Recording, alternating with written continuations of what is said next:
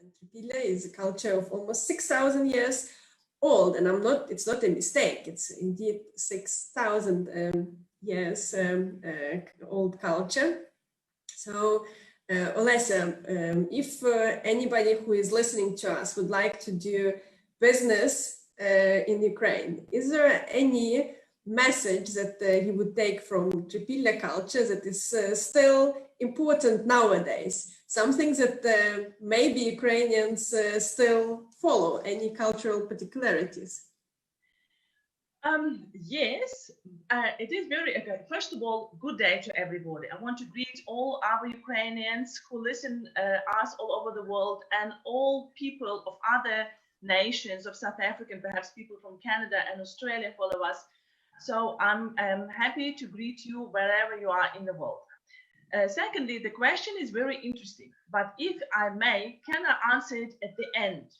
Because during the presentation, it will become clear how it all fits together. And I just witnessed, for example, the performance of Petro and a story of Hannah. Even what they were saying and doing also is echo of that Asian culture of Trypillia.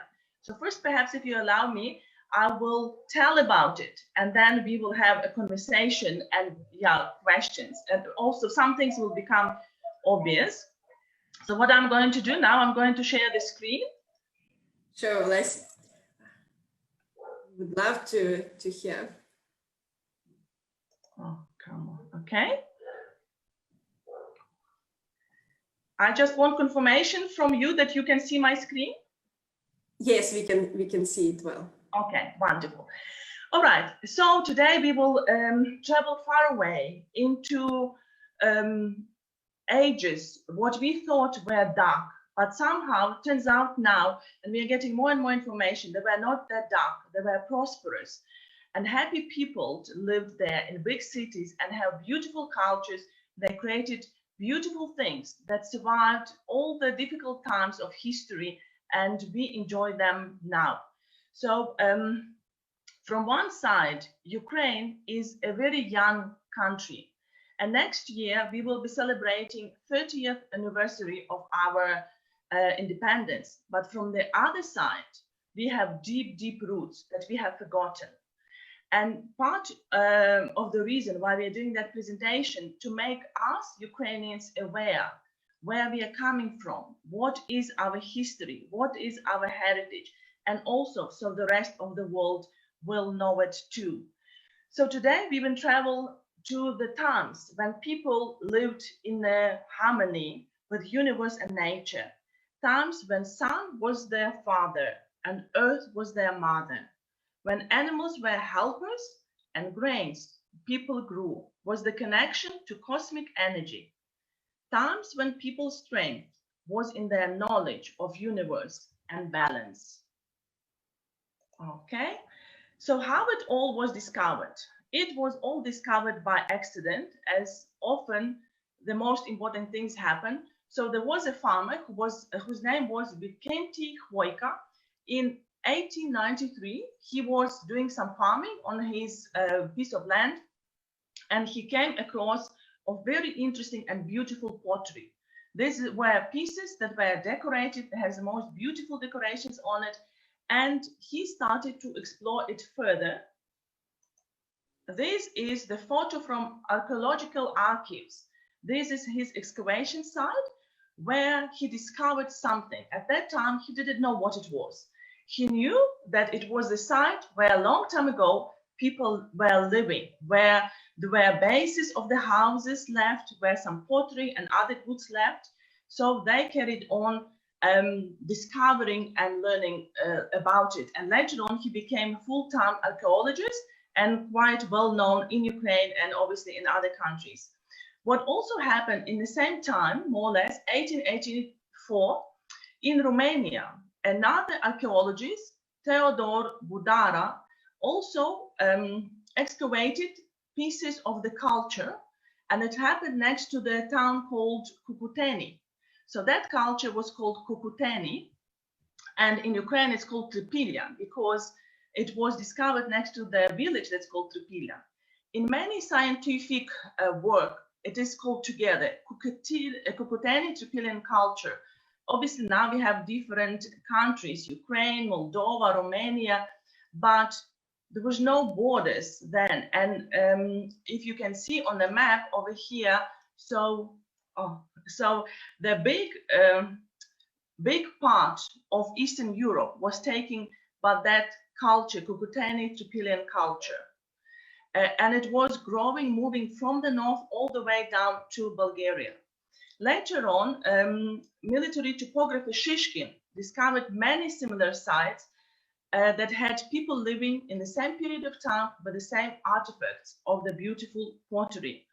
And all of that was asking for further research, which obviously was done. It's 130 years since the first discovery was made on Ukrainian territory. And what do we know today about Trypillia culture? We know that it was economically and spiritually highly developed society. We know that it was equal society that was all-inclusive and self-governed. We know that peaceful people lived there by laws of nature. They didn't have weapons, they didn't have protection, their towns and cities were open. There were subsistence farmers, grew about 10 types of wheat. They also had cattle and little animals. They could hunt and make clothes. A lot of sites from that time was discovered since then on territory of Ukraine and Romania and Moldova. And what we know by now, that they have a lot of settlements that belong to that period. Some of them were quite small, some of them were large, and from the very beginning, all settlements were along the rivers. But as the population was growing, they moved up in the hills and would settle next to the stream, because obviously water was very important as a source. Their cities would have the oval shape that you can see here. And all those rows, this is the rows of big houses, all kind of stuck together. What is very impressive, the size of those cities, or they're called proto-cities, some of them would take territory between 20 and 40 hectares in size. And some of them would have such a very big population, between 15,000 and up to 1 million citizens. 1 million citizens, it's a big city, even in modern times. But can you imagine 5,000 or 7,000 years ago? That's quite incredible. This is what we think the village would look inside. So people that are busy with their work, they are fully clothed, and also please pay attention to the houses they have. At that time, 7,000 years ago, they lived in double-story houses. Bottom layer level was built of clay, and that was the place where the cattle and animals would live. And top level would be built of wood, and that was residence for people. They were quite big, would have a few rooms for all people. Obviously, they would have a lot of children at that time.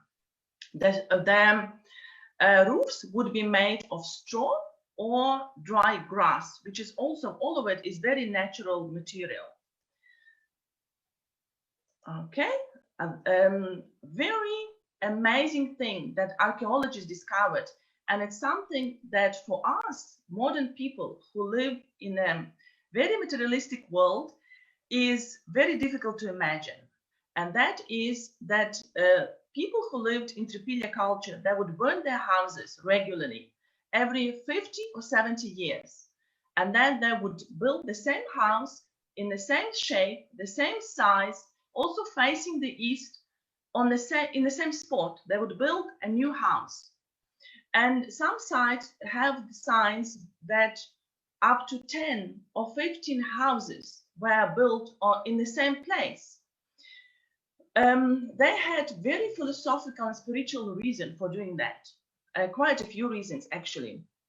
First of all, they believed that house has a soul, and it's a live being. And if it's a live being, it has the beginning of life and it has the end of life. So that was the end of life of the house. Also, fire was quite sacred, cleansing power, had cleansing power. And they believed that the smoke from that burning house would travel very high up and reach the place where the spirits of their ancestors lived.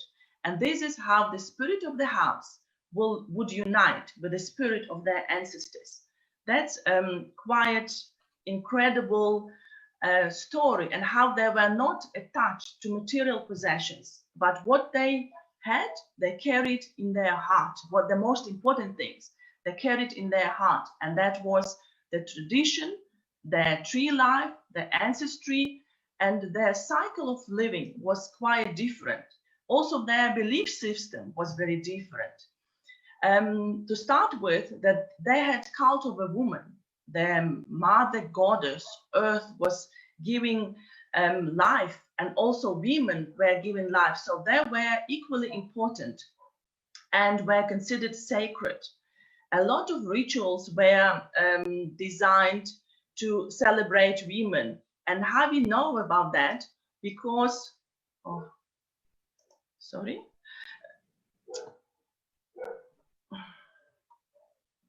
I have, how we know about that? Because a lot of little figurines, symbolic figurines like that, are found all over Eastern Europe.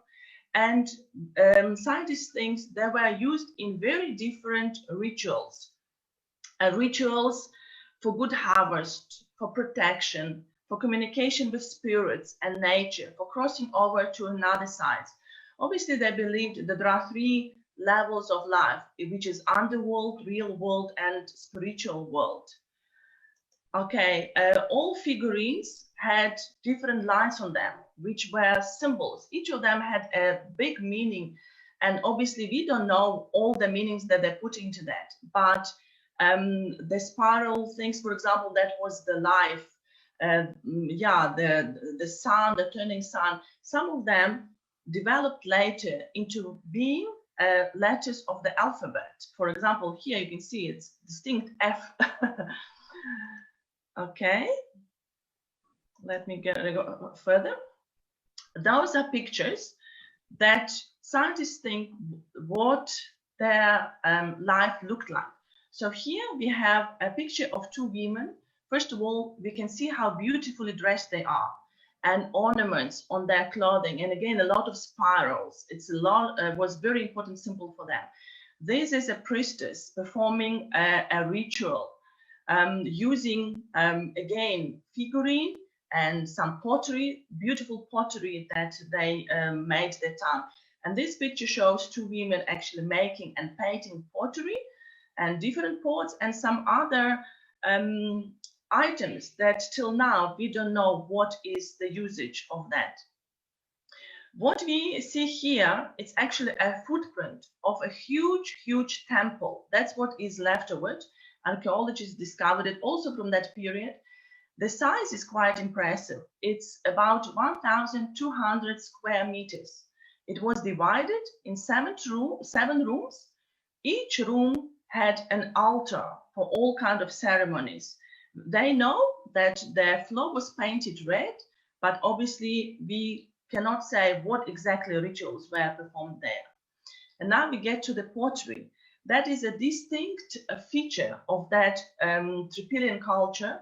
They created the most beautiful pots and they decorated them with beautiful ornaments, which were ornaments, cosmic ornaments, and were very important for them.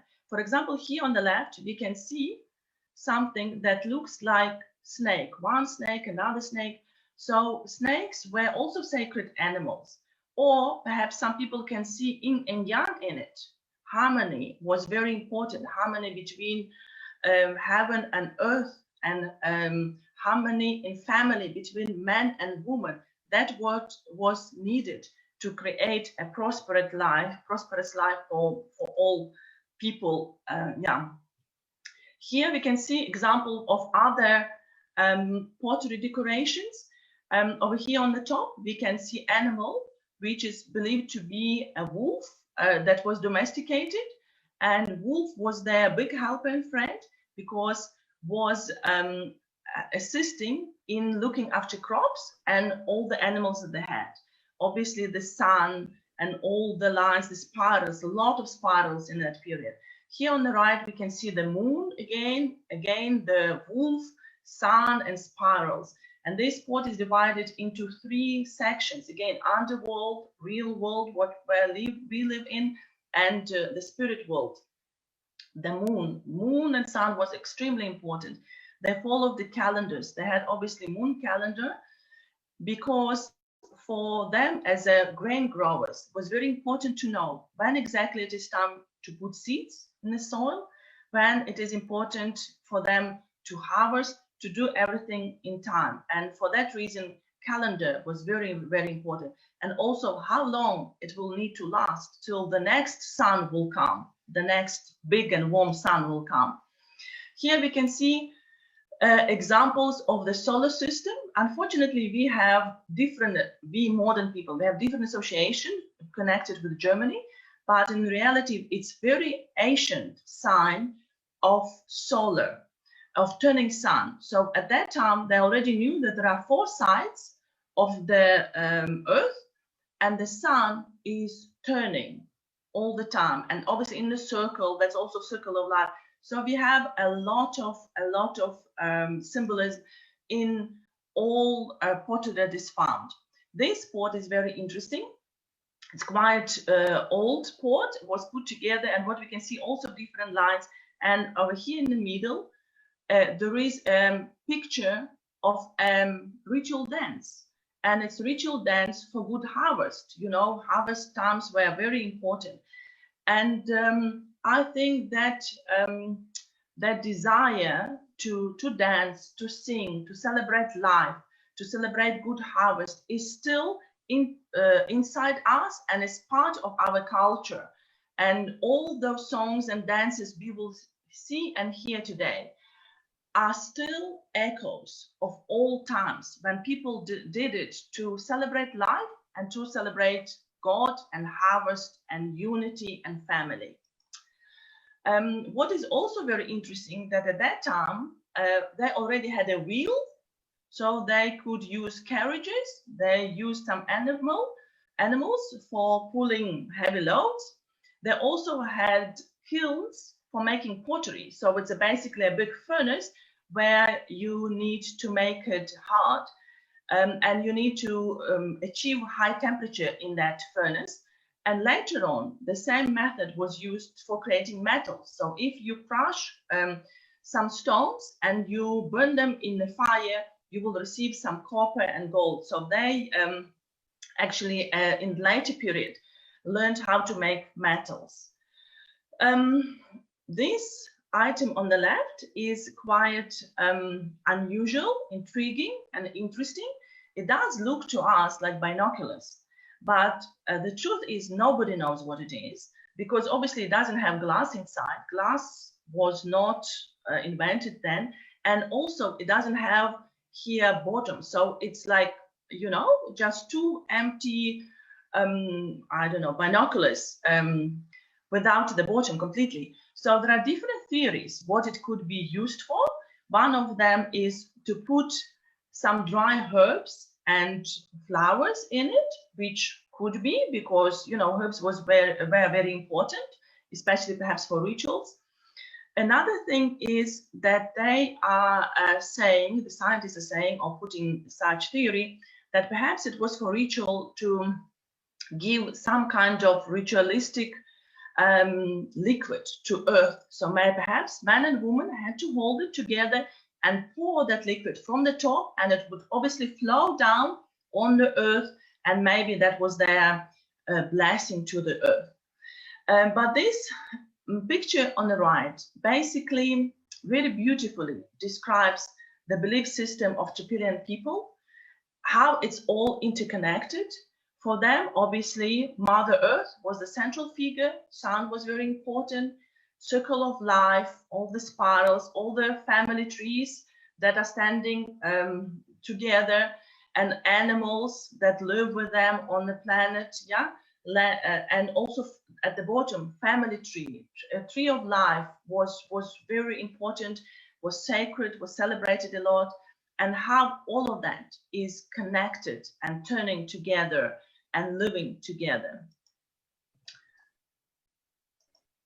Unfortunately, that beautiful and Trypillian culture suddenly disappeared, and it happened about 2,500 years BC. It was replaced by culture of fighting axes with simpler lifestyle, philosophy, and pottery.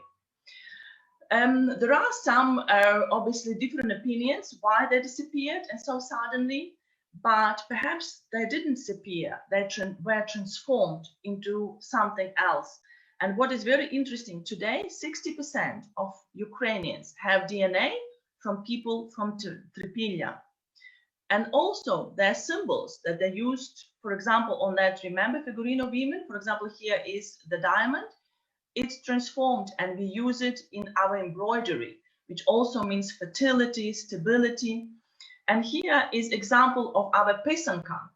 Pisanka, it's the egg that is decorated for Easter. It's still tradition and exists today. And here there is solar, again, symbols, and there are lines and twists, again, unity and developing all together. So on large scale, it just transformed. Scientists around the world are showing more and more interest in this topic. And obviously there are a lot of mysteries and a lot of is still unknown about those terms, about Trypillia or and Cucuteni Trypillia culture. So here I put just a few sites with information in English and in Ukrainian. If any of you have any perhaps interest in that to research further, but obviously on YouTube it's very easy to do these days. So that will be all from me. Thank you so much. Maybe it's a little bit boring, but that's what presentations are about. And if you have any questions, I will be happy to answer to the best of my ability, obviously. Yes, if you have any questions, please write them in your comments and Olesya will answer. Also, if you have any historical disputes, because history is a topic that always sparks a conversation, please also let us know what you think, what you've learned, and where did you learn it about. We would be very happy to hear your ideas about Trypillia culture and what do you think about it. Thanks, Olesya, and I'm sure if you want to do business in Ukraine now, you've learned that first of all, ancient Ukrainians in during Trypillia time had no weapons, which is quite remarkable, but nowadays nobody found any weapons, and they were painting very well. And so now we are moving from painters during ancient time to painters in modern life. We are welcoming Tatiana Hön and Alexander Nikityuk.